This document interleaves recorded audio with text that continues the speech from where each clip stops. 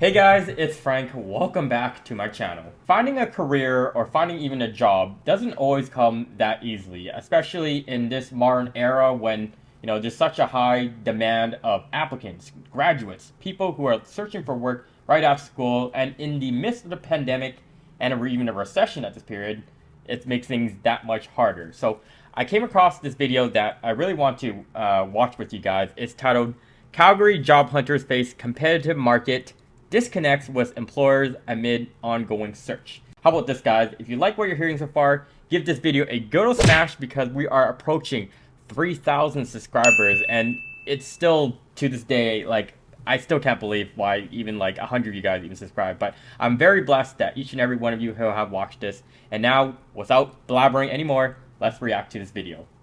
It is a grind, scouring countless help wanted ads.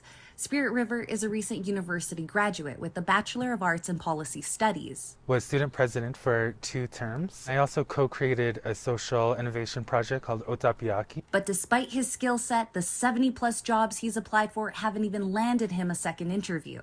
I really do feel for this gentleman, just given that he's recently graduated out of school, and oftentimes, you don't know what you're doing, right after school, because when you're in school, you are given a set schedule, you attend classes, you do midterms, etc., and then when you're out of school, you're like, whoa, what do I do? And if you don't have work lined up right after, it could really, play a toll on, how you feel and all that sort of thing. But good on him for applying to, 70 positions. I can totally relate. That's the numbers that I was crunching out when I was in Calgary unemployed. And it's sad because within those 100 companies that you do apply to, realistically, maybe only 10 of them will get back to you, and only half of them will probably give you that second interview. Once you get an interview, you have to do the pre-screening, the interview, and then for a lot of them, they ask you to do something else, like a written submission or like a presentation in front of a large committee as well. So it's very competitive. I almost kind of forget how annoying and tedious the hiring process it is for certain companies. I find it rather confusing that some companies who aren't even the Microsoft, the Googles, the Facebooks of the world, who are making applicants do this phone screening, initial call, second call, do a presentation, and they're nobody. They're startup companies, but they're making their applicants do all these stuff. Waste of my time. I never done well in those interviews because they're just so tedious long. And funny enough, it's the interviews that are some of the most informal, the shortest, that I somehow land up getting. So if you're going through that long process, maybe you're those type of people who do well. Economics Mount Royal University professor Anupam Das explains the disconnect. There is a mismatch between the demand and supply for some people and in certain sectors. I love the professor and all that, but as a professor, you got to give a better answer than just there's a mismatch between the demand and supply. Maybe it does really just boil down to that. Possible factors to the clash is time, essential to newer industries like technology is to the city, in order to become more established, regardless of the boom during COVID, and its need to adapt fast. Technology is always improving.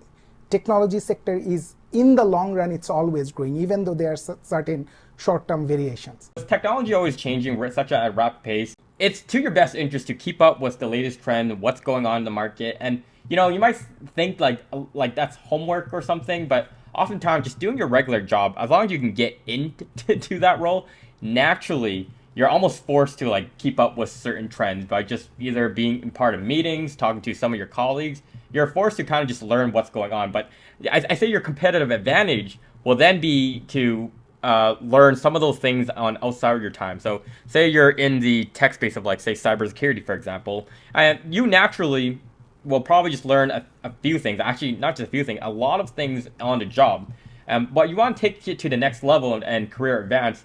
That's when you kind of want to go outside of your 9 to 5 and learn some of the things outside. Expected with the Bank of Canada's aggressive policy measures.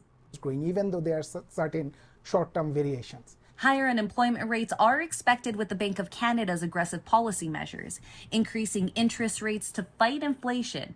But it looks to be working. This month, Calgary's inflation seeing a dip, and for those on the job hunt, their determination won't waver. I took my degree knowing that it was going to be a risk, and that I might not get all of the jobs, but it's something I'm very passionate about. And if it's something you're passionate about, you should go for it. Gabby Rios, Global News. Good on him. He has a good head over his shoulder, and he exactly is right. As long as you're passionate about a certain area and you make a little less money than if you were to going into another field, but you really hate that area, you rather pick the less paying one and be passionate about it, because then at least you're like happy going into the work. I know there's that fine line where it has to be kind of like a balance, because if you pick an industry that just doesn't pay you enough at all, living at least in this era, it's kind of tough. It's kind of tough to live in those big cities like Toronto and Vancouver, where you're not making enough for like ends means, whereas they go to like more promising sectors like say tech or the health industry. Stuff like that is a little bit more promising in terms of your salary, but that's if you're really into it. The only advice that I would give for any person who is in the business or the tech world in business, if you're coming out of school in those areas, Mark Cuban really gave a good advice that I always tell like other people. When you go to school, you paid all this money, like thousands of dollars, to learn about business technology. But when you're out of school, here's the opportunity where you can kind of flip the narrative around, where now it doesn't really matter what kind of job you do, but you can now flip the narrative where you get paid to learn. So there's not necessarily a perfect job out there for you. And oftentimes, like when I graduated school, I didn't even know what I necessarily want to do. Like I knew people who graduated from my program oftentimes went into business analyst roles into like these banks. But for me, I was willing to take any role. Like I remember I'll take some bank teller job at any sort of bank, because I said, that'll be an entry into it, and then I can like pivot my way around there. So anyhow, that's the video. It's a little bit on the shorter end of it, but I hope that I could fill most of it with some of the experience that I faced out in Calgary, along with like my experience graduating out of school. And I will say, the gentleman in the video does have a good head over his shoulder, like I said earlier. Keep on at it, keep applying, and something will come to you. But the Calgary market right now in general just probably isn't the greatest. You could also look for remote work. It's something that you could also look for, but whatever makes him happy at the end of it. So anyhow, with that said, guys, if you made it to the end of this video, thank you so much for watching and following my good old millennial journey. Love reacting to videos, Calgary related, job related, stuff like that matter. If you want me to react to a certain video that you want me to react to, let me know in the comment section down below. Hit that subscribe button, because we're getting to 3,000, and I'll see you guys all in the next one. Peace.